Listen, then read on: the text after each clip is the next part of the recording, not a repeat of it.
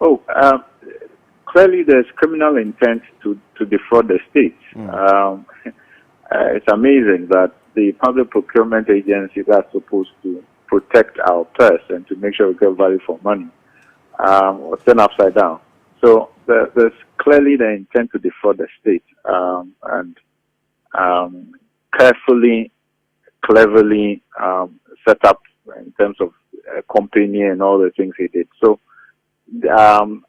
I'm sure that the lawyers, the prosecutors would know exactly what to bring against him. Well, he's been there for 2 years. Do you think that the investigation should go into the beginning of his appointment? Should it cover every contract he's given now? It should, because, I mean, one of the questions on my mind is how did we fail to miss that something like this will happen? The question is, did we do the due diligence? Well, we should check. How do we select these people towards appointment? And then what happened to the internal audit checks, the external audit checks? Why did it take a journalist, funded by civil society to uncover this? It seems to me that there's some failure of our systems which has to be investigated so we can plug the holes. People have also said that the minister should equally be prosecuted. What do you think? Yes, it depends on the scope of work of the minister. I mean, I know there's a minister for procurement. The mandate of that ministry, if it includes random checks and monitoring, which is what I seem to remember, to help further protect the purse, then it would seem that there was a monumental failure in tracking an institution like PPA, and one would want to investigate and find out whether it was just omission or they just didn't play their role effectively. Because otherwise, why do you have a whole ministry also with this responsibility? So yes, one cannot conclude that the person has to be fired, but at least to try and find out what was their role, what is their mandate vis-a-vis organizations like the PPA, and was that role performed, and why did we not pick up signals that this was going on? Adam, lastly, with the way this matter has been handled, do you think this gives credit to government's fight against corruption? No, it doesn't. Indeed, we've been commenting how the narrative and discussions around anti-corruption have gone pretty low in this year's elections. In 2016, anti-corruption and good governance was a key part of the whole electoral process and season. In this instance, it's taken a whole year, almost, by tries for us to get to the bottom of it. And we don't seem to be getting traction on many other similar cases. It takes forever. And when you don't have robust, speedy sanctions on these things, what happens is that you leave people to feel that they can continue with impunity in terms of defrauding the state and, getting to the public purse. So we don't seem to be doing as well as one has hoped following the 2016 election. All right, Mr. Senanu, thank you very much for speaking with us. Sir. That was Adam Senanu, who is co-chair of the Citizens Movement Against Corruption. Now, meanwhile, the Special Prosecutor, Martin Amidu, has announced a conclusion of his office's corruption risk assessment into the controversial Ejapa royalties deal. In a press release, Mr. Amidu said he had conveyed the conclusions and observations to President Nana Addo Dankwa Akufo-Addo and the Finance Minister Ken Ofori-Atta about 2 weeks ago and will soon make a public announcement of the findings. Moving on, scientists at the West African Center for Cell Biology of Infectious Pathogens have discovered that over 1 million people have been exposed to COVID-19 in Accra alone. The study sampled over 1,000 people in Accra and Kaswa. According to the scientists, their findings suggest more people in Accra have been infected by the virus that causes COVID-19 than the country's confirmed cases of 48,000. We are joined on the line by Dr. Peter Kwashi. He is with the center that conducted the research to give us more details on their findings. Good morning, Mr. Kwashi. Dr. Kwashi. Good morning, Godwin. And thank you for joining us on the Chief. Okay, so when this outbreak happened, we know that as scientists, one of the things that we were concerned in doing was to try to see how we can estimate the population level prevalence of the virus, and to know how much the virus is in this community. That can help the government to drive their targeted testing, targeted interventions. And because we as scientists were interested in that information, and we saw it as a way to also augment the national effort. That's why we started that project. Right. And Doc, how was the research done such that you could conclude that about 20% of Accra's population have been exposed? Okay, so we designed it, first off, there were these, what they call rapid diagnostic tests, which we were involved in setting up the screening protocol for the FDA to be using. Know is that these kits are not good for testing and diagnosing people. But what is good for is if you know the sensitivity and the specificity of these tests, you can use them as a cheap way to measure how many people in the population have antibodies. So we started off by first getting a kit, doing the validation. We sent our validation report to FDA. We had already done our ethical approval, got ethical approval to do all our COVID-19 studies. Then we decided that we need to, in order to get a good sample size of the public, you have to design our study in such a way that we go to public areas. So lorry parks, markets was one group of public areas we targeted. Another group of public areas were malls. So initially we had a much larger sample size of malls and lorry parks. We ended up doing 3 lorry parks across Accra, or 2 across Accra and 1 at Kaswa. And then we did 2 malls in Accra. Okay. And the idea was that you expect you want to get a good cross-section of the population. Yeah. And it's not the same people who will tend to go to the mall and the market at the same time. Right.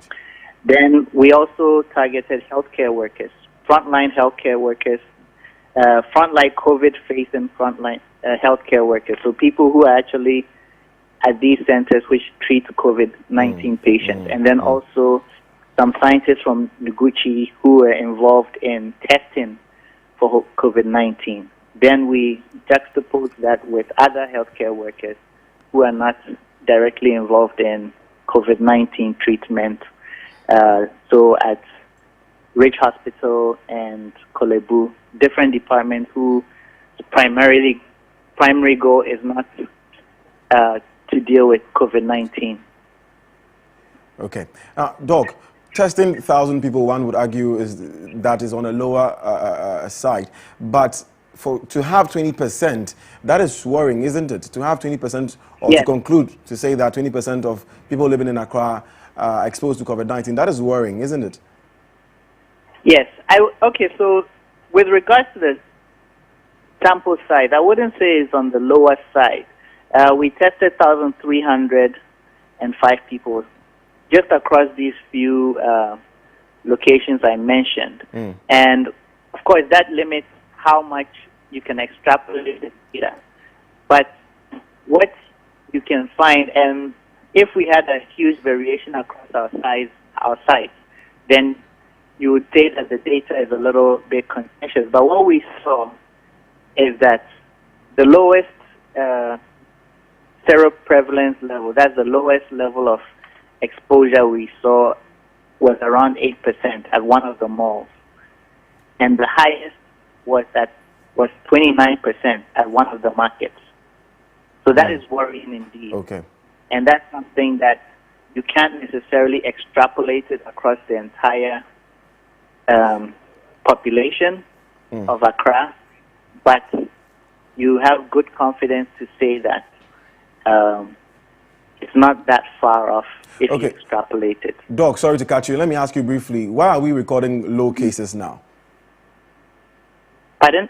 Why are we recording low Because we are cases now? Because we are not testing on a mass scale. Right. So if you compare Ghana's testing to other countries which are saying that they are second wave or first wave, the main difference is that as the pandemic progressed, countries scaled up their testing. We scaled up our testing to a certain point, and then we scaled it down. So we have been testing below capacity for quite a while now. And so, as the president always said, if you don't test, you don't find cases. So that's why our caseload is going down. Currently, most of our testing are people who are seeking to travel, or people who have come back into the country, or people who are so sick that they go to hospital. That is basically the extent of our testing in Ghana right now. Very well. Oh, thank you very much, Dr. Kwashi, for speaking with us. Dr. Kwashi is with the West African Center for Cell Biology of Infectious Pathogens. Moving on now, the People's National Convention, PNC, will in the next few minutes launch its 2020 election campaign and manifesto. According to the party, the manifesto will be a game-changing policy document that will improve upon the social delivery situation in the country, create employment, offer free education and free medical care to every Ghanaian. Now, let's go live to the Teachers Hall here in Accra, where the event is taking place. My colleague Marie-France Forjo is on the line to speak with us. Now, Marie. Good morning. Good morning, and thank you for joining us. What can you tell us is happening at the center right now? Okay, so I'm at the Nat Hall where the manifesto launch for the People's National Convention was scheduled to take place some 2 hours ago, but they are actually followed late. We understand that the rank and file of the party are yet to come in. So as we speak, the launch hasn't even started, but I see some of the executives here, and they say they're expected to go heavy in the sectors of agriculture, education, and into infrastructural development. But we'll still wait for the launch to start and get the details of what their manifesto will entail. So when we have that, I'll update you.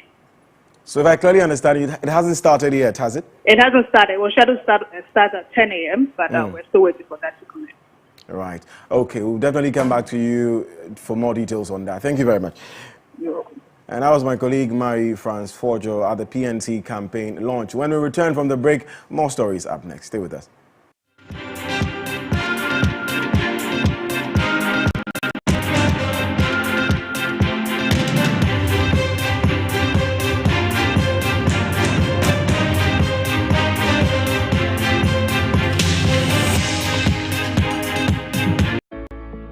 During tough times, we need a competent leader we can trust to keep us all safe.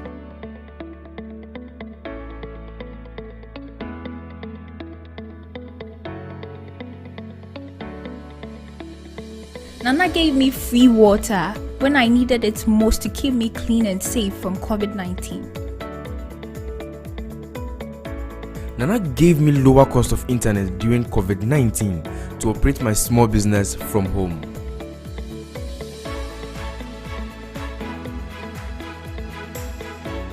Nana told us to trust him to keep our children safe from COVID-19 when we send them back to school. Nana was right. Nana gave me free electricity in my hour of need during COVID-19. Nana told us to trust him to keep Ghana safe from COVID-19.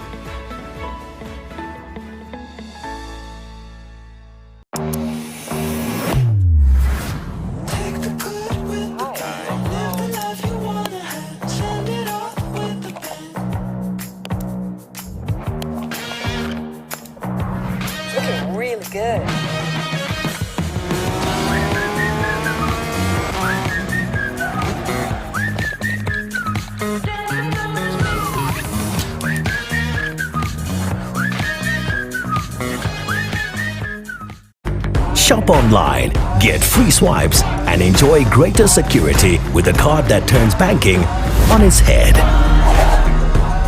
That's Africanacity. That's ABSA.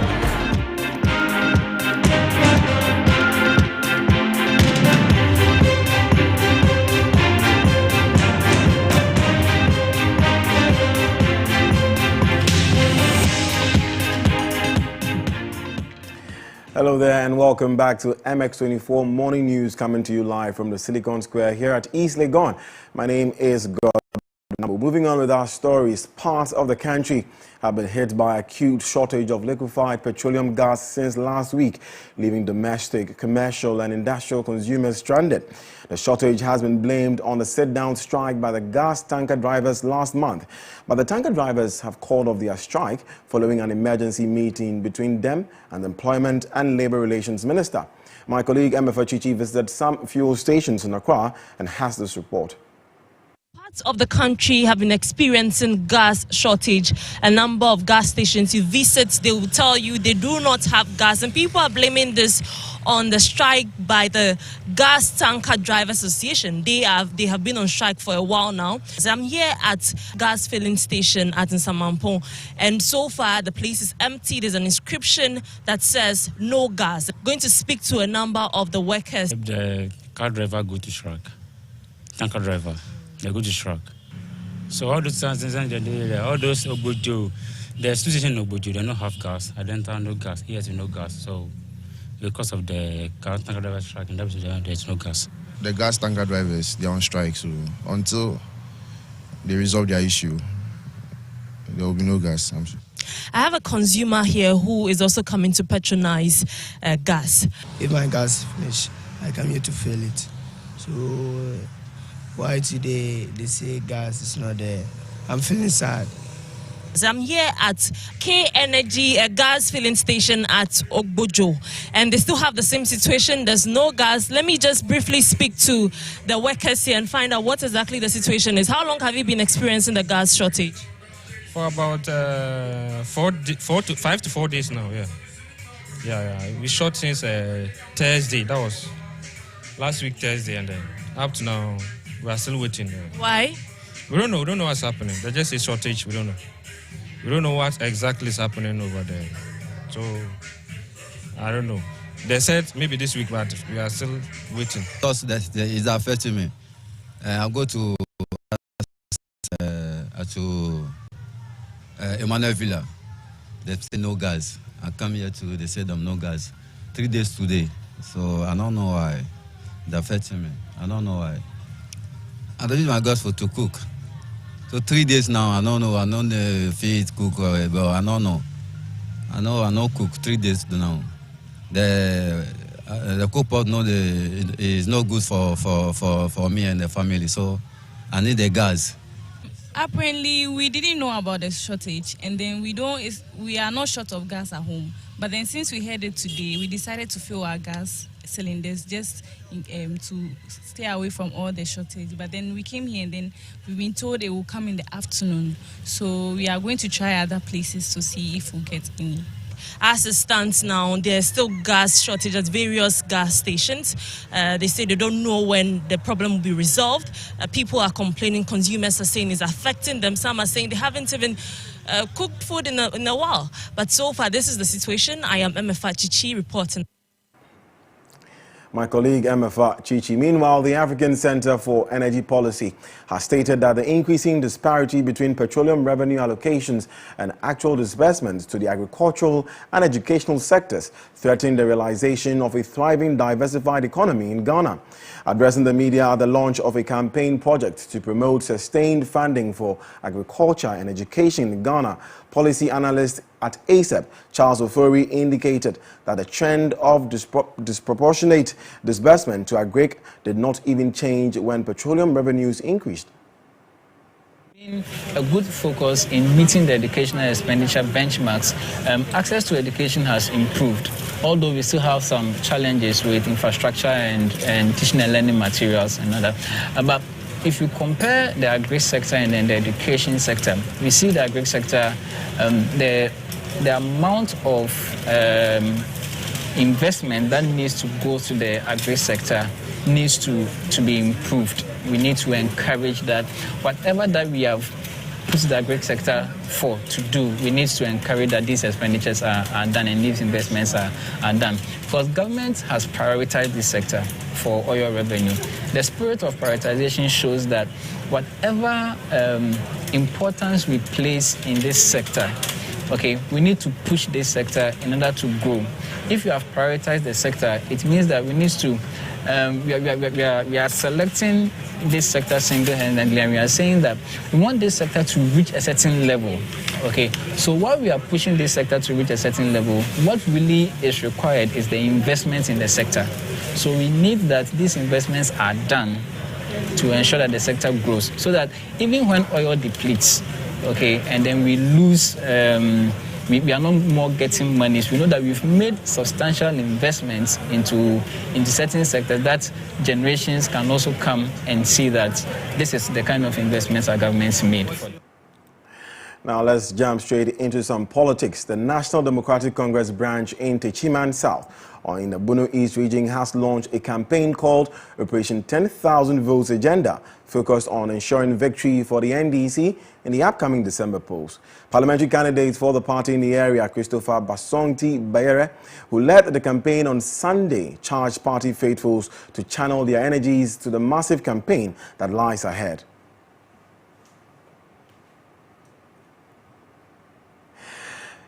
Meanwhile, a former member of parliament for the area, Ajay Mensah, who was at the event, urged party supporters to come together in unity and cohesion for a win in the elections. In the Ashanti region, scores of NPP sympathizers joined New Patriotic Party's parliamentary candidate for Bantama constituency, Francis Asenso-Boakye, on Saturday morning for a walk dubbed the Big Walk. The walk attracted not only MPP supporters, but other residents of Bantama desirous to cast their votes for the former Deputy Chief of Staff in the 2020 December polls.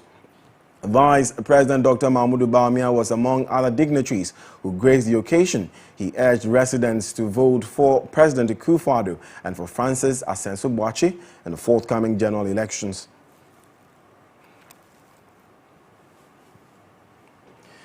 Also, in a related development, Vice President Dr. Mahmoud Bawumia today begins a two-day tour of the 3 constituencies in the Western North region. As part of his tour, Dr. Bawumia will pay separate courtesy calls on the paramount chiefs of Sefi Bekwai, Anyaso, Shirano, and Sefi Wioso traditional areas. He is also expected to inspect the construction works of the Benchman barrier to Ejuafo Road. Our Western North regional correspondent, Augustine Boa, joins us on the phone with more updates. Augustine, good morning. Hello, Augustine. Yes. Right, good morning. I can clearly hear you. What can you tell us now? Yeah, good morning. What can you report now, Augustine? Right, we lost Augustine there, but we'll do well to bring him back if we get the chance to speak with him again. But that's just about it for the morning news here on MX24. My colleague, Kwabna Chenchehine, the man I call KKB, is on standby to bring you opposing views. Kwabna? Yes, Godwin. I loved your news. It's very unfortunate, though. What's the situation with this gas thing? What's really the problem? It's hard to understand. We're trying to speak to the right people when we can, but it seems to be just some parts of Accra, not everywhere. So several parts of Accra, it appears, actually. Indeed. Yeah. Indeed. And we were trying to get some answers to this. Yeah, we're trying to get some answers on this. But what's